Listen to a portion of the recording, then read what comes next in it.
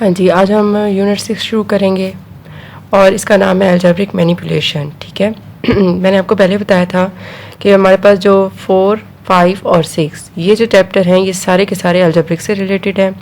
और अगर आपको 4 अच्छे से समझ आ गया है तो 5 आपके लिए आसान है, और अगर आपको 5 इजी लग गया है तो 6 आसान है, क्योंकि हमने 6 में सारे ही फैक्टर हमने पढ़ने हैं। जैसे आपने 5 में फैक्टराइजेशन समझी थी, बिल्कुल उसी तरह से अगर आपको समझ आ गया है तो फैक्टर बनाना आपके लिए बहुत आसान है। ठीक है।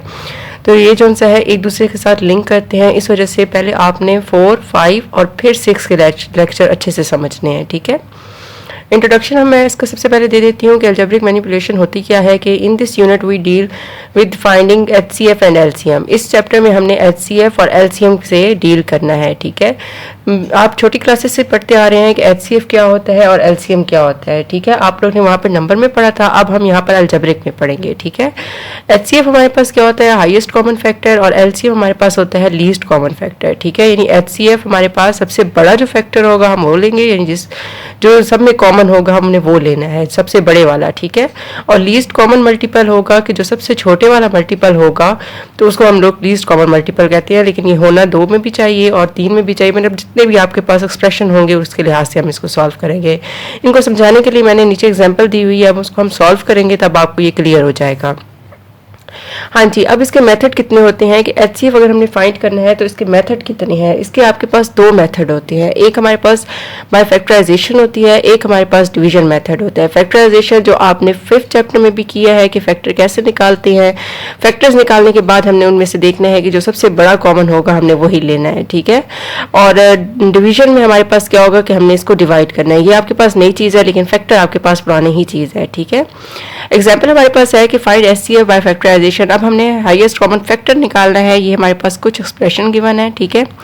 या आप इसको पॉलिनोमियल्स भी कह सकते हैं, हमारे पास कुछ पॉलिनोमियल गिवन है और इनके हमने एचसीएफ निकालने हैं। ठीक है। तो अब मैं इसको निकाल के आपको दिखाती हूँ कि इसको आपने कैसे निकालना होगा। हाँ जी, अब सबसे पहले हमने एक्स स्क्वायर माइनस 4 ये ले लेना है। ठीक है। इसके हमने फैक्टर बनाने हैं, एक्स स्क्वायर माइनस 2 का स्क्वायर। तो मैं इसको एक दफ़ा प्लस में लिखती हूँ, एक दफ़ा माइनस में लिखती हूँ। एक्स स्क्वायर माइनस 4 जो 5 चैप्टर है उसमें मैंने बड़ा ही क्लियर से बताया हुआ है, सारे फार्मूलाज बताए हुए हैं। आपने उन्हीं को देख के फिर आपने इनको सॉल्व करना है। ठीक है। अगर आपको आ चुके हैं तो अब आपको समझ आ गई होगी कि ये हमने कौन सा फार्मूला लगाया है। लेकिन जो न्यू हैं जिनको नहीं समझ आई तो मैं उनको बता दूं कि यहाँ पर a square minus b square into a plus b into a minus b ये फार्मूला लगा हुआ है। हाँ जी, दूसरा एक्सप्रेशन हमारे पास है x square plus 4x plus 4। इसका हमने फार्मूला बना लेना है। ये एक्स स्क्वायर आ गया प्लस 2 का स्क्वायर आ गया प्लस 2 इंटू एक्स और ये 2, ये देखिए 2 2 ज़ार 4x आ जाता है, ये 4 आ जाता है और ये x आ जाता है। ठीक है। एक्स स्क्वायर तो ये आ जाएगा x प्लस 2 का होल स्क्वायर। जो थर्ड हमारे पास है वो है 2x square plus x minus 6। इनके फैक्टर हमने बना लेने हैं 2x square plus 4x minus 3x minus 6। इन दो में से हमारे पास 2x कॉमन आ गया, अंदर x प्लस 2 रह गया, इधर से 3 कॉमन आ गया, अंदर x प्लस 2 रह गया। 2x माइनस 3 और x प्लस 2। अब ये है और ये इन सबको मैंने यहाँ पर लिख के इसका फिर एलसीएम फाइंड करना है। ठीक है। x plus 2 into x minus 2, x square plus 4x plus 4 equal to x plus 2 x plus 2 और 2x square plus x minus 6। तो इसका आंसर है 2x माइनस 3, यानी इसका जो फैक्टर बना है। ठीक है। अब इसमें से देखें कि हमारे पास कॉमन क्या आ रहा है। तो कॉमन हमारे पास x प्लस 2 और x प्लस 2 ये हमारे पास कॉमन है। ठीक है। हाईएस्ट कॉमन फैक्टर यही वाला है, देखें सब में यही है। ठीक है। तो यहाँ एचसीएफ जो मेरे पास आता है वो आता है x प्लस 2। इस तरीके से आपने इनको सॉल्व करना है जब हमारे पास फैक्टराइजेशन से गिवन होंगे। ठीक है। हाँ जी, यहाँ पर अब हमने डिवीजन मेथड से इसकी जो सेकंड एग्जांपल थी वो सॉल्व करनी है। पी ऑफ एक्स हमारे पास है x cube minus 7x square plus 14x minus 8 और क्यू ऑफ एक्स हमारे पास है x cube minus 7x plus 6। ठीक है। इनमें से जो बड़ी टर्म है उसको हमने अंदर रखना है और जो छोटी होगी उसको हमने बाय रखना है। ठीक है। तो ये भी आप लोग अच्छे से पहले क्लास में कर चुके हैं, लेकिन वहाँ पर आपने सिंपल नंबर्स के साथ किया था। ठीक है। तो ये हो गया x cube minus 7x square plus 14x minus 8 और ये हो जाएगा x cube minus 7x plus 6। तो 1 से करेंगे तो एक्स क्यूब माइनस यहाँ पे आ जाएगा माइनस 7x और प्लस 6। ठीक है। तो ये माइनस हो गया, ये प्लस हो गया, ये माइनस ये कैंसिल हो गया, माइनस 7x स्क्वायर। तो ये हो जाएगा हमारे पास प्लस 21x और ये हमारे पास हो गया माइनस माइनस प्लस, तो ये हो गया माइनस 14। ठीक है। अब इनमें से हमारे पास -7 कॉमन आ रहा है, तो मैं 7 कॉमन ले लेती हूँ और यहाँ पर आ जाएगा x² -3x और +2।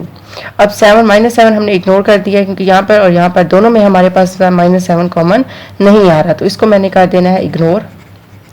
अंदर मेरे पास सिर्फ ये वाली टर्म रह गई। अब मैंने इसको और ये जो हमारे पास टर्म थी इसको देखना है, यानी ये x³ -7x + 6 है और ये है x² -3x + 2। तो हमें पता है कि ये जो x की पावर 3 है ये बड़ी टर्म है, ठीक है।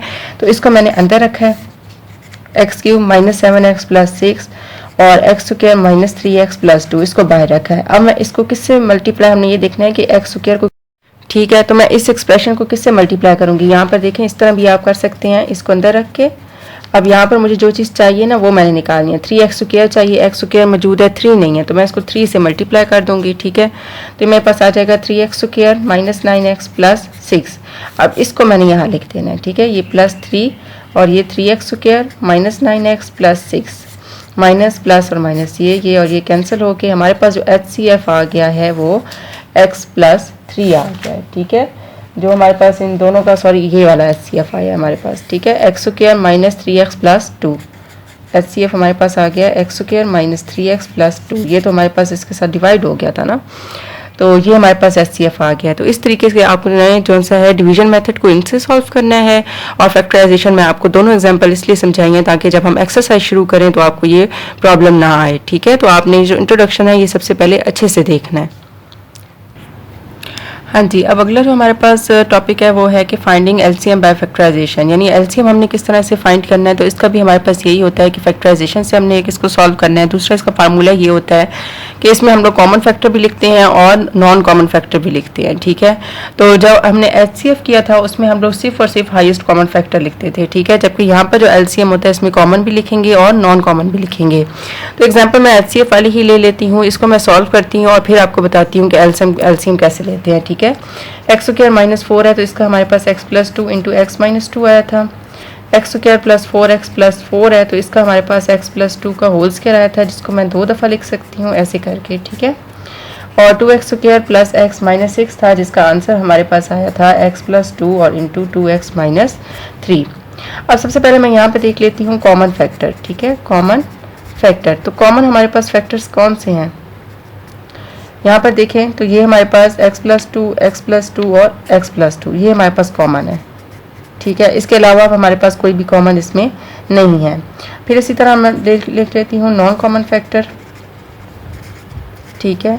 तो नॉन कॉमन कौन से हैं, x - 2 है, x + 2 है और 2x - 3 है। जब मैंने एलसीएम लेना है तो मैंने कॉमन फैक्टर और मल्टीप्लाई नॉन कॉमन फैक्टर इनको लिखना है। x + 2 multiply x - 2 x + 2 into 2x - 3।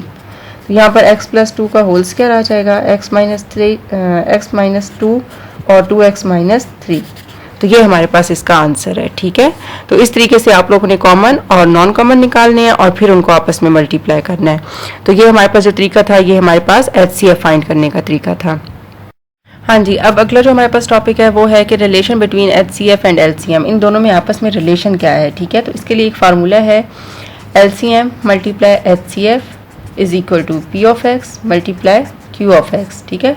ये दो पॉलिनोमियल हैं, ये HCF है और LCM है। बाज़ वक़्त आपको जो सा है ये दोनों दिए होंगे, HCF भी दिया होगा और जब हमने चौथी टर्म निकालनी होगी जो भी इन्होंने कहा होगा तो उसको हम साइड पे रखेंगे, ठीक है। अब अगर हम लोगों ने LCM निकालना है तो LCM मैं इधर ही रखूँगी, P(x) × Q(x) और डिवाइडेड बाय HCF, ठीक है। अगर HCF निकालना है तो फिर इसका क्या बनेगा, P(x) × Q(x) divided by LCM, ठीक है। अगर P(x) निकालना है तो LCM × HCF divided by Q(x) और अगर Q(x) निकालना है तो इसके लिए हम लोग लिखते हैं LCM × HCF divided by P(x). तो ये वो फार्मूलाज हैं जो आपने याद करने हैं। मेन चीज़ आपके पास ये रिलेशन है, ठीक है। इसकी मदद से आप बाकी चीज़ें निकाल सकते हैं। 3 चीज़ें गिवन होंगी, चौथी हमने निकालनी होगी, जो आपको आपकी स्टेटमेंट के मुताबिक पता चलेगा कि आपने क्या निकालना है और क्या नहीं निकालना है, ठीक है।